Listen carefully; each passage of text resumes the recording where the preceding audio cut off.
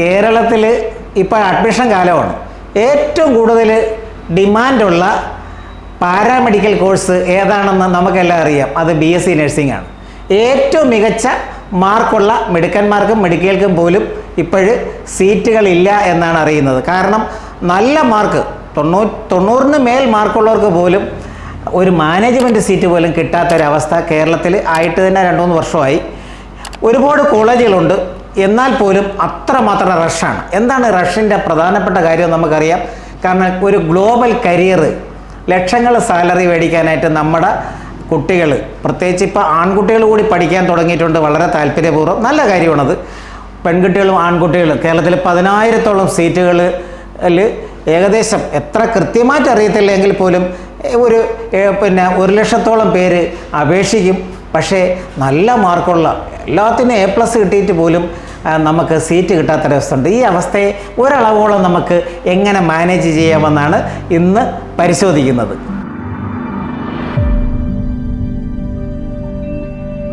കേരളത്തിൽ LBS വഴിയാണല്ലോ ഇതിൻ്റെ അപേക്ഷ കൊടുക്കുന്നത്. ഇപ്പം അപേക്ഷക്കാലമാണ്.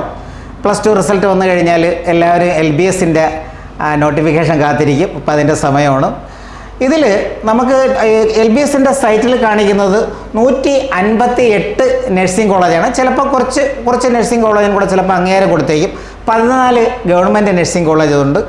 ഈ 158 നഴ്സിംഗ് കോളേജിലെ ടോട്ടൽ സീറ്റ്സ് എല്ലാം കൂടെ ഒരു 9,000-നും 10,000-നും ഇടയിൽ തീർച്ചയായിട്ടും വരും. ഇതിൽ പോലും നമ്മുടെ നല്ല മാർക്കുള്ളവർ ഔട്ടാകുന്ന ഒരവസ്ഥയാണ്. കിട്ടാൻ പരിഗണിക്കാൻ തീരെ സാധ്യതയില്ലാത്ത അത്ര തിരക്കാണ് നഴ്സിങ്ങിന്. ഒരുപാട് പാരാമെഡിക്കൽ ഉണ്ടെങ്കിൽ തന്നെയും നഴ്സിങ്ങിനുള്ളതുപോലെയുള്ളൊരു സാധ്യത ആളുകൾക്ക് കാണുന്നില്ല. മാത്രമല്ല ഇതിന് ഒരുപാട് പോസ്റ്റ് ഗ്രാജുവേറ്റ് സാധ്യതയും പോസ്റ്റ് ഗ്രാജുവേഷൻ സാധ്യതകളും കോളേജിൽ തന്നെ പ്രിൻസിപ്പൾ ആവാനും പ്രൊഫസേഴ്സ് ആവാനുമുള്ള ഒരു വൻ ഫാക്കൽറ്റി സാധ്യതകൾ കൂടി ഈ നഴ്സിംഗ് മേഖലയിലുണ്ട്.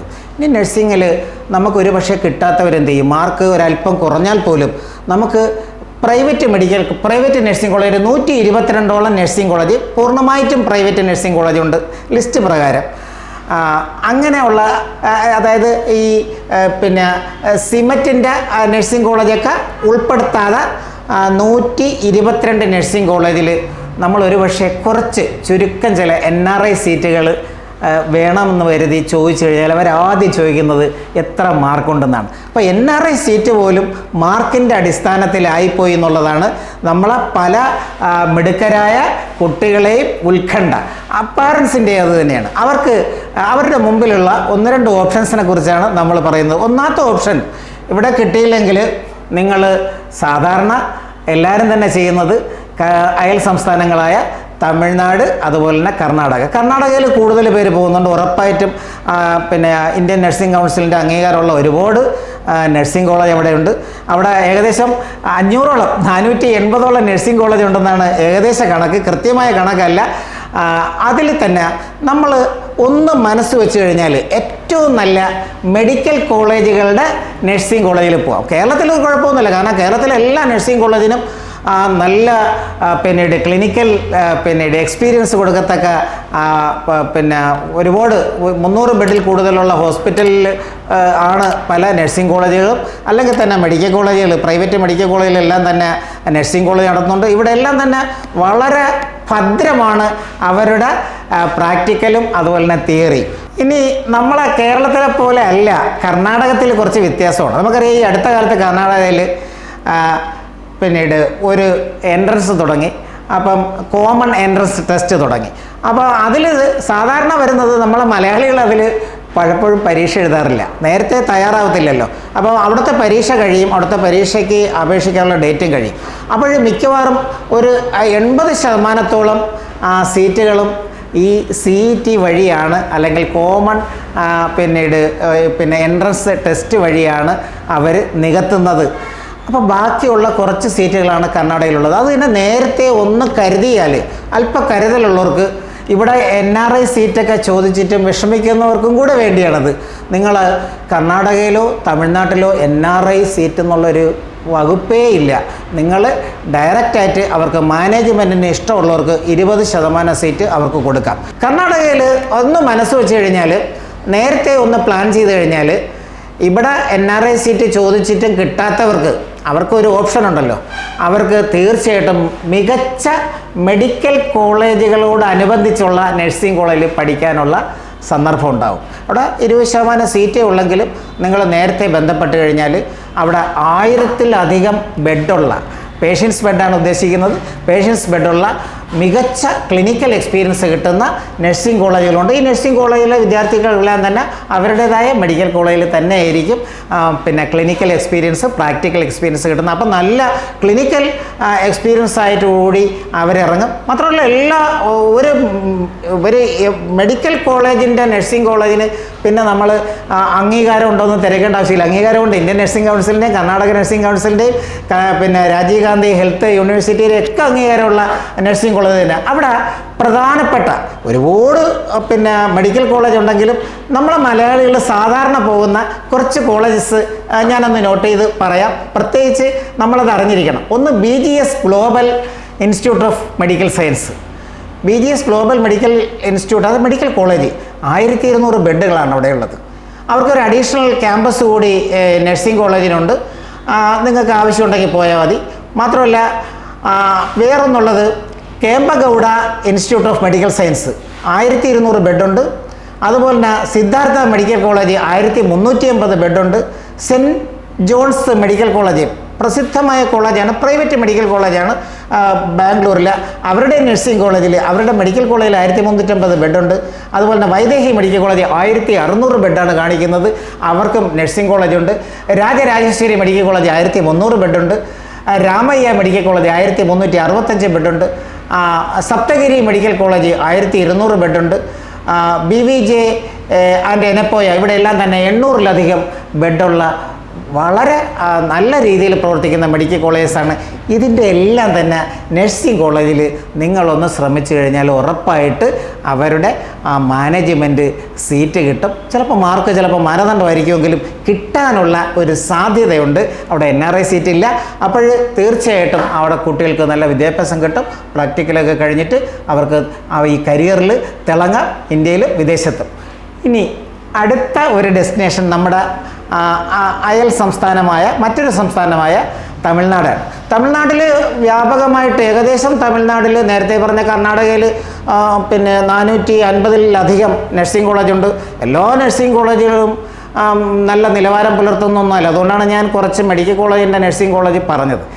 ഈ ചെന്നൈയിലും നമ്മുടെ നേരത്തെ ഒരു കരുതലുള്ള പാരൻസ് കുട്ടികൾ ചെന്നൈയിലും പിന്നെ നല്ല അംഗീകാരമുള്ള മെഡിക്കൽ, അതായത് മെഡിക്കൽ കോളേജിനോടനുബന്ധിച്ച നഴ്സിംഗ് കോളേജ് തന്നെ എടുക്കാൻ ശ്രദ്ധിക്കാറുണ്ട്. അങ്ങനെയുള്ള ചില നഴ്സിംഗ് കോളേജിൽ MGR ഹെൽത്ത് യൂണിവേഴ്സിറ്റിയുടെ കീഴിലുള്ളതാണ്. ഇതിനും നഴ്സിംഗ് കൗൺസിൽ ഓഫ് ഇന്ത്യയുടെ അംഗീകാരമുണ്ട്. തീർച്ചയായിട്ടും നമ്മൾ കേരള നഴ്സിംഗ് കൗൺസിലിൽ നിങ്ങൾക്ക് രജിസ്റ്റർ ചെയ്യാം. നിങ്ങൾക്ക് പുറത്തോട്ടും പോകാം, നമ്മുടെ സർക്കാരിലും ജോലി ചെയ്യാം. അതിൽ പ്രധാനപ്പെട്ട 1-2 പ്രൈവറ്റ് നഴ്സിംഗ് കോളേജ്, ഒന്ന് SRM institute of medical science ആണ്. SRM എല്ലാവർക്കും അറിയാവുന്ന ഒരു വലിയ എഡ്യൂക്കേഷൻ ബ്രാൻഡാണ്. SRMൽ 1590 ബെഡുണ്ട്. അത്രമാത്രം വലിയ അതിശക്തമായ മെഡിക്കൽ കോളേജാണ്. അതുപോലെ തന്നെ Shri Ramachandra institute of medical science medical കോളേജാണ്. 1800 ബെഡുള്ള ആശുപത്രിയാണ്. അതുപോലെ തന്നെ ബാലാജി മെഡിക്കൽ കോളേജ് 1120 ബെഡാണ്. അതുപോലെ തന്നെ ശ്രീ സത്യസായി മെഡിക്കൽ കോളേജ് 1140 സീറ്റുണ്ട്. മീനാക്ഷി മെഡിക്കൽ കോളേജ് 1100 സീറ്റുണ്ട്. Saveetha institute of medical science കാഞ്ചീപുരത്താണ് സവീത ഇൻസ്റ്റിറ്റ്യൂട്ടിൻ്റെ എല്ലാ സ്ഥാപനങ്ങളും 1600 ബെഡുള്ള വലിയ ആശുപത്രിയുണ്ട്. ഇതിനെല്ലാം തന്നെ നഴ്സിംഗ് കോളേജുണ്ട്. മാത്രമല്ല ആൺകുട്ടികൾക്ക് ഒരല്പ ഫീസ് അവിടെ കൂടുതലാണ്. എങ്കിൽ തന്നെയും ആൺകുട്ടികളും പെൺകുട്ടികളും നേരത്തെ ശ്രമിച്ചു കഴിഞ്ഞാൽ ഇവിടെ ഒന്നും NRI സീറ്റില്ല. നമ്മളിവിടെ NRI സീറ്റ് അന്വേഷിച്ച് അവസാനം കിട്ടുമെന്ന് പറഞ്ഞ് കാത്തിരുന്ന് ചിലർക്കൊക്കെ കിട്ടാതെയാകാം. അപ്പം അവർക്കും കൂടെ വേണ്ടിയാണ് പറയുന്നത്. ഒന്ന് ശ്രദ്ധിച്ച് നേരത്തെ ഒന്ന് പ്ലാൻ ചെയ്ത് കഴിഞ്ഞാൽ ഈ മികച്ച മെഡിക്കൽ കോളേജുകളോടനുബന്ധിച്ച നഴ്സിംഗ് കോളേജിൽ നല്ല ഉഷാറായിട്ട് ഈ കുട്ടികൾ നല്ല പ്രാക്ടിക്കലോടുകൂടി നല്ല ക്ലിനിക്കൽ എക്സ്പീരിയൻസോടുകൂടി മികച്ച പ്രൊഫഷണൽ നഴ്സുമാരായിട്ട് ഇറങ്ങും. അവർ ജീവിതത്തിൽ മുഴുവനും കരിയറിൽ തിളങ്ങുകയും ചെയ്യും. ഇനി മറ്റൊരു ഓപ്ഷൻ ധൈര്യമായിട്ട് നിങ്ങൾ 3 വർഷത്തെ diploma in general nursing and midwifery എന്നുള്ള കോഴ്സ് ചെയ്യുക എന്നുള്ളതാണ്. അതിന് യാതൊരു കാരണം ഒരു 10-20 വർഷത്തിന് മുമ്പ് ഇവിടുത്തെ നഴ്സുമാരിൽ ഒരു 80% ജനറൽ നഴ്സിംഗ് കഴിഞ്ഞവരായിരുന്നു. അന്നതൊരു പിന്നെ ആ കോഴ്സ് ഇപ്പോഴും ഉണ്ടെന്ന് മാത്രമല്ല 18 ഗവൺമെൻറ് നഴ്സിംഗ് സ്കൂൾ, അതിനെ നഴ്സിംഗ് സ്കൂൾ എന്നാണ് പറയുന്നത്, 18 ഗവൺമെൻറ് നഴ്സിംഗ് സ്കൂൾ കേരളത്തിൽ തന്നെ ഉണ്ട്. അതുപോലെ തന്നെ 133 പ്രൈവറ്റ് നഴ്സിംഗ് സ്കൂളും ഉണ്ട്. ഇതെല്ലാം തന്നെ നഴ്സിംഗ് കൗൺസിൽ ഓഫ് ഇന്ത്യയുടെ നഴ്സിംഗ് കൗൺസിൽ കേരളയുടെ അംഗീകാരം കിട്ടണമെങ്കിൽ കേരളത്തിൽ നല്ല ആശുപത്രി ഉണ്ടെങ്കിൽ മാത്രമേ അംഗീകാരം കൊടുക്കുകയുള്ളൂ. അത് തന്നെ നിങ്ങൾ നോക്കണം. ചില സ്ഥലത്ത് 30 സീറ്റ്, ചില സ്ഥലത്ത് 40 സീറ്റ്. സീറ്റിൻ്റെ എണ്ണം എന്ന് പറഞ്ഞാൽ സീറ്റിൻ്റെ എണ്ണം അനുസരിച്ച് നമ്മൾ അതിനോടുള്ള ആശുപത്രിയുടെ ക്വാളിറ്റി നമുക്ക് ഏകദേശം മനസ്സിലാക്കാം. BSc നഴ്സിങ്ങിനും അങ്ങനെ തന്നെയാണ്. പിന്നെ സാധാരണ MSc നഴ്സിംഗ് കൂടെ ഉള്ള സ്ഥലത്ത് ക്വാളിറ്റി കൂടുതലായിരിക്കും ഉറപ്പായിട്ടും. കാരണം അത്രമാത്രം ഇൻഫ്രാസ്ട്രക്ചർ ഇവിടെ കാണും. അപ്പോൾ പറഞ്ഞു വന്നത് school of nursing 133 school of nursing ആണ് അത് കാണിക്കുന്നത്. അതുപോലെ തന്നെ 18 ഗവൺമെൻറ് സ്കൂൾ ഓഫ് നഴ്സിംഗ്. ഇവിടെ പലപ്പോഴും ജനറൽ ആശുപത്രി, ജില്ലാ ജനറൽ ആശുപത്രിയോട് അനുബന്ധിച്ചായിരിക്കും ഗവൺമെൻറ് സ്കൂൾ ഓഫ് നഴ്സിംഗ്. പിന്നെ അതുപോലെ തന്നെ പ്രൈവറ്റ് ആശുപത്രി ഒട്ടും മോശമല്ലാത്ത ധാരാളം സൂപ്പർ സ്പെഷ്യാലിറ്റി ആശുപത്രികളോടനുബന്ധിച്ച് പോലും സ്കൂൾ ഓഫ് നഴ്സിംഗ് ഉണ്ട്. ഇനി മെഡിക്കൽ കോളേജ്, പ്രൈവറ്റ് മെഡിക്കൽ കോളേജിനോട് പിന്നെ അനുബന്ധിച്ചുള്ള സ്കൂൾ ഓഫ് നഴ്സിംഗും കേരളത്തിൽ പല സ്ഥാപനങ്ങളും ഉണ്ട്. അതുകൊണ്ട് തന്നെ ധൈര്യമായിട്ട് നിങ്ങൾ 3 വർഷത്തെ ഡിപ്ലോമയും കഴിഞ്ഞിട്ട് അതിന് ശേഷം നിങ്ങൾക്ക് വേണമെങ്കിൽ പോസ്റ്റ് ബേസിക് നഴ്സിംഗ് എന്നുള്ള അധികം പേർക്കും അറിഞ്ഞിടാത്ത ഒരു മേഖലയാണ് പോസ്റ്റ് ബേസിക് നഴ്സിംഗ്. 2 വർഷത്തെ പോസ്റ്റ് ബേസിക് നഴ്സിംഗ്. ഇത് ഏകദേശം ഒരു 22ഓളം പോസ്റ്റ് ബേസിക് നഴ്സിംഗ് ഇൻസ്റ്റിറ്റ്യൂട്ട്സ് കേരളത്തിലുണ്ട്. മിക്കവാറും ചില മെഡിക്കൽ കോളേജിലൊക്കെ പോസ്റ്റ് ബേസിക് നഴ്സിംഗ് സ്കൂളുണ്ട് അല്ലെങ്കിൽ സ്ഥാപനമുണ്ട്. തീർച്ചയായിട്ടും ഇവിടെ നിങ്ങൾക്ക് ഒരു സീറ്റ് ഉറപ്പാകും. കാരണം ഭയങ്കരമായിട്ടുള്ള റഷൊന്നുമില്ല. MSc നഴ്സിങ്ങിനുള്ള റഷ് പോലും ഈ പോസ്റ്റ് ബേസിക് നഴ്സിങ്ങിനില്ല. പോസ്റ്റ് ബേസിക് നഴ്സിംഗ് എന്തിനാണ് പഠിക്കുന്നത്? പോസ്റ്റ് ബേസിക് നഴ്സിംഗ് പണ്ടേ ഉള്ളൊരു കോഴ്സായിരുന്നു. അത് BSc നഴ്സിങ്ങിന് ഇക്വലൻ്റായിട്ട് മാറുന്ന ഒരു കോഴ്സാണ് പോസ്റ്റ് ബേസിക് നഴ്സിംഗ്. പലർക്കും അറിയാം. അപ്പം diploma 3 years plus 2 year post basic nursing കൂടെ കഴിഞ്ഞ് കഴിഞ്ഞാൽ നിങ്ങൾ BSc നഴ്സിംഗ് ഈക്വലാണെന്ന് മാത്രമല്ല നിങ്ങൾക്ക് AIIMS All India Institute of Medical സയൻസിലെ MScക്ക് പോലെ അപ്ലൈ ചെയ്യാം. MSc എടുക്കാം, PhD എടുക്കാം. നമ്മൾ നഴ്സിങ്ങിലെ ഫാക്കൽറ്റീസ് ആവാം. നഴ്സിങ്ങിലെ അതോറിറ്റിയിൽ നിങ്ങൾക്ക് നഴ്സിംഗ് കൗൺസിൽ ഓഫ് ഇന്ത്യ പോലത്തെയാണ് ഞാൻ അതോറിറ്റി കൊണ്ട് ഉദ്ദേശിക്കുന്നത്. അവിടെയെല്ലാം നിങ്ങൾക്ക് വേണമെങ്കിൽ ഭാവിയിൽ തിളങ്ങാൻ കഴിയും, PhD എടുക്കാൻ കഴിയും നിങ്ങൾക്ക്. മാത്രമല്ല കേരളത്തിൽ BSc നഴ്സിങ്ങും അതുപോലെ തന്നെ ജനറൽ നഴ്സിംഗ് മാത്രം കൊണ്ടും ഇപ്പോഴും അങ്ങനെ പോകുന്നുണ്ട്. Overseas development employment promotion council ഒഡപ്പക്ക് സർക്കാരിൻ്റെ കീഴിലുള്ള ഒരു ബോഡിയാണ്. റിക്രൂട്ടിംഗ് സ്ഥാപനമാണ് സർക്കാരിൻ്റെ കീഴിലുള്ള. അതേപോലെ നോർക്ക റൂട്ട്സ്, തൈക്കാടുള്ള നോർക്ക റൂട്ട്സ് വഴി എല്ലാ വർഷവും ആയിരക്കണക്കിന് നഴ്സുമാർ വിദേശത്തോട്ട് പോയിക്കൊണ്ടിരിക്കുകയാണ്. അവർ തന്നെ റിക്രൂട്ട് ചെയ്യുന്നുണ്ട്. നോർക്ക റൂട്ട്സിനെ സംബന്ധിച്ചോളം ഏതെങ്കിലും യൂറോപ്യൻ രാജ്യത്ത് പോകുന്നെങ്കിൽ ആ ഭാഷ കൂടി പഠിപ്പിക്കുന്ന അവർക്ക് സ്കൂൾ ഓഫ് ഫോറിൻ ലാംഗ്വേജസ് കൂടെ തുടങ്ങിയെന്നുള്ള ഒരു വിവരം മിക്കവാറും പേര് അറിഞ്ഞു കാണും. അതുകൊണ്ട് നഴ്സുമാരുടെ നില വളരെ ഭദ്രമെന്ന് മാത്രമല്ല, ഒരു കാര്യം കൂടി സൂചിപ്പിച്ചുകൊണ്ട് അവസാനിപ്പിക്കാം.